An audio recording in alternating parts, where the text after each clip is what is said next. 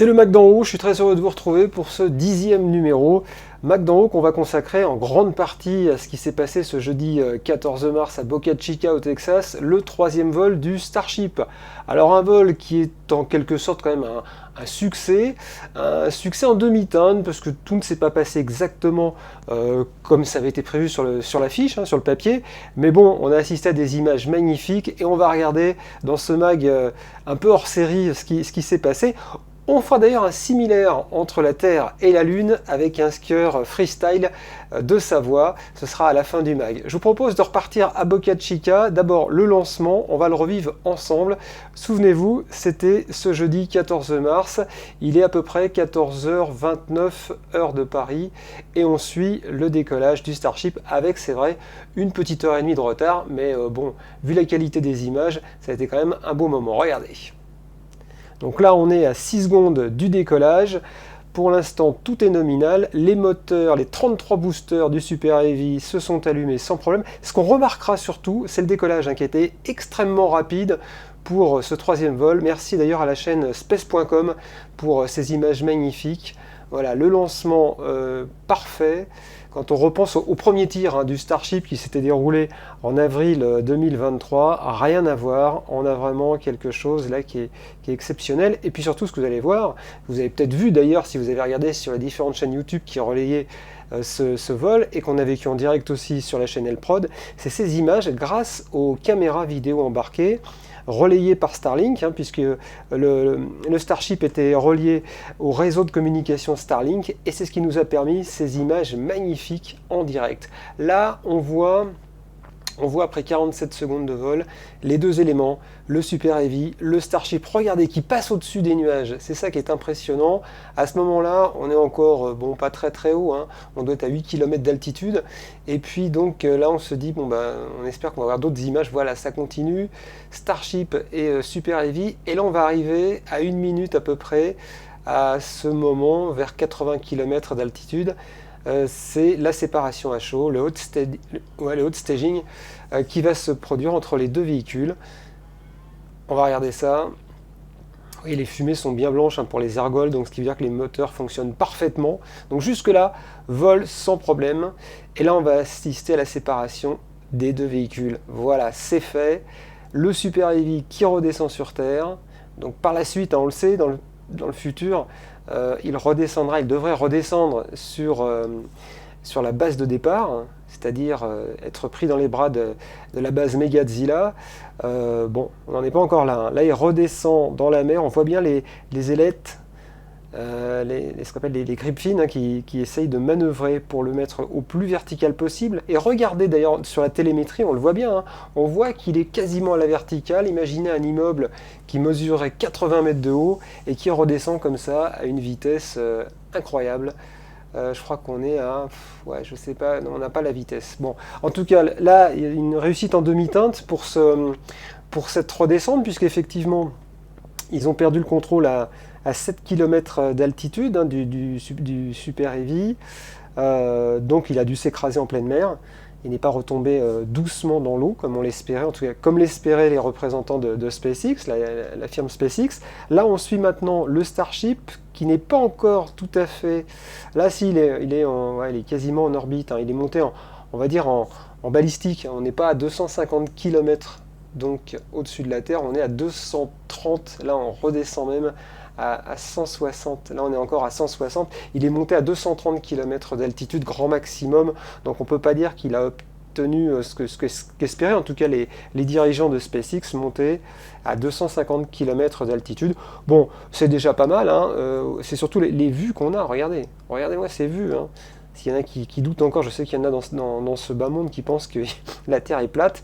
Là, je m'excuse, mais on a bien la preuve qu'elle est ronde. J'espère que tous ceux-là vont changer d'avis en regardant ces images que nous a fournies SpaceX. Donc là, le vol se déroulait plutôt bien. On a vu la porte de la soute qui s'est ouverte aussi pendant quelques instants. Ça aussi, c'est une réussite de cette mission. Le Starship qui a pu tester ses moteurs VIQ, donc les moteurs qui sont prévus pour fonctionner dans l'espace, il les a fait fonctionner quelques instants. On a vu aussi les ergols qui pouvaient s'échanger dans les véhicules. Donc tout ça s'est plutôt bien passé. Bon, après, il y a l'atterrissage, on va y revenir. Là, il y a eu quelques petits ratés.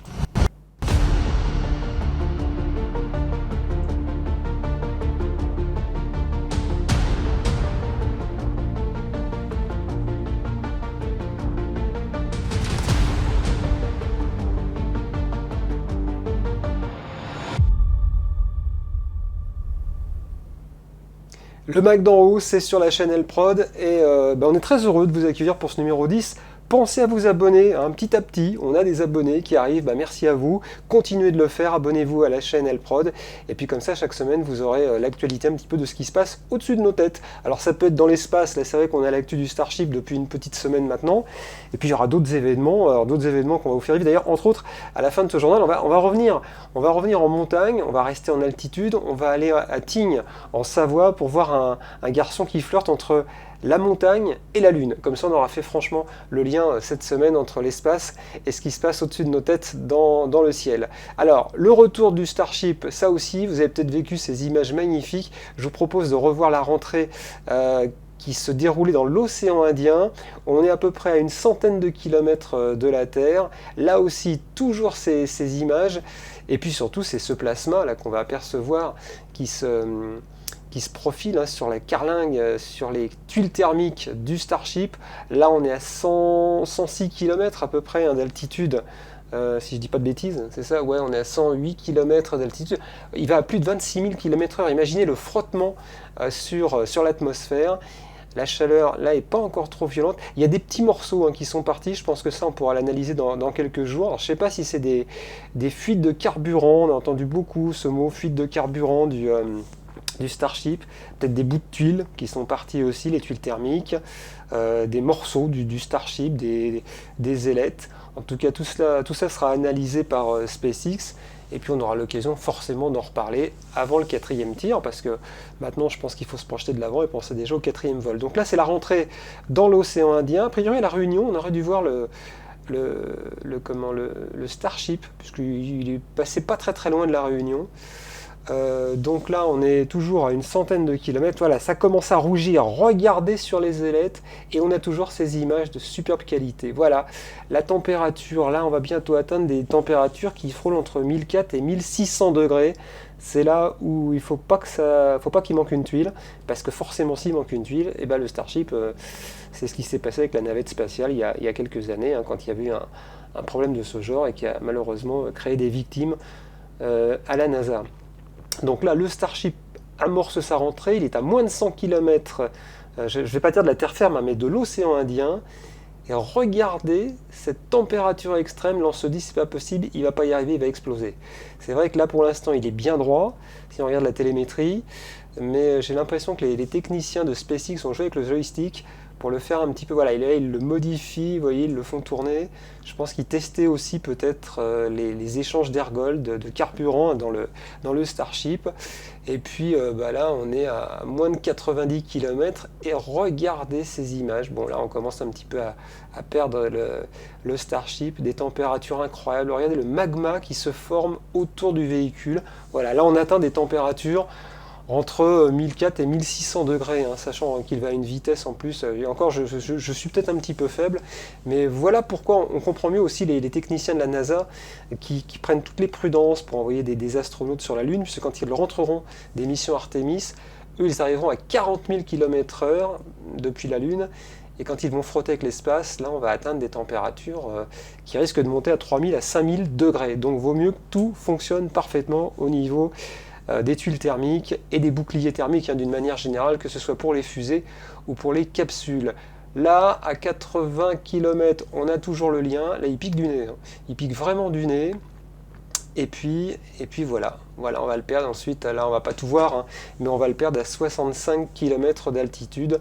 Et toujours à cette vitesse de 26 000 km/h, on peut imaginer que le Starship S-28 s'est totalement désintégré.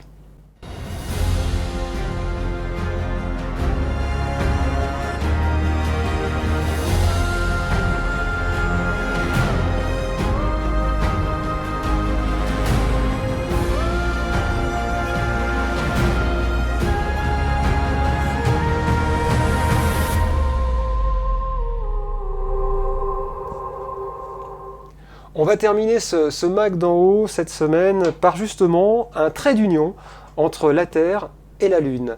Entre les deux, un freerider. Il est né à Bourg-Saint-Maurice en Savoie. Il est originaire du club de la Plagne, il s'appelle Kevin Rolland, c'est un freerider. Et là, il y a 2 jours, sur sa chaîne YouTube, il a publié une petite vidéo qu'il a réalisée à Tignes, levé très tôt pour aller faire un shooting un petit peu particulier. Je vous propose de regarder un extrait de ce film que vous retrouvez sur la chaîne YouTube de Kevin Rolland.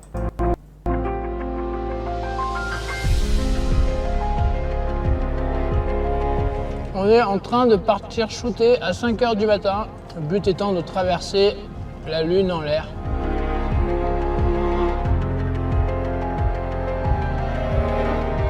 Ça va assez là?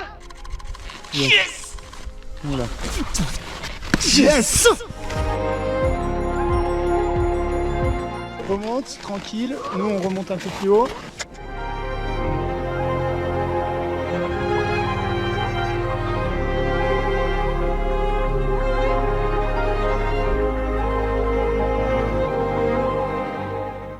Voilà, c'est ça qui est étonnant. On se lève à 5 h du matin pour quelques shootings comme ça, qui durent quelques secondes, mais alors, quelle vue magnifique. Kevin Rolland, c'est sur sa chaîne YouTube, allez voir ce qu'il fait.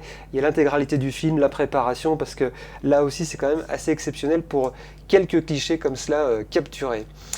C'est la fin de ce Mac d'en haut, merci de l'avoir suivi, un petit peu particulier cette semaine, c'est vrai qu'on s'est un petit peu plus intéressé à l'espace, comme la semaine dernière. Bon, la semaine prochaine on fera peut-être des choses un petit peu différentes. D'ici là, je vous souhaite une très très belle soirée, une très très belle journée si vous nous suivez, si vous nous regardez comme ça à n'importe quel moment, une très belle semaine, voilà, d'une manière générale, dans les airs, avec la chaîne L-Prod. Merci à tous et à bientôt.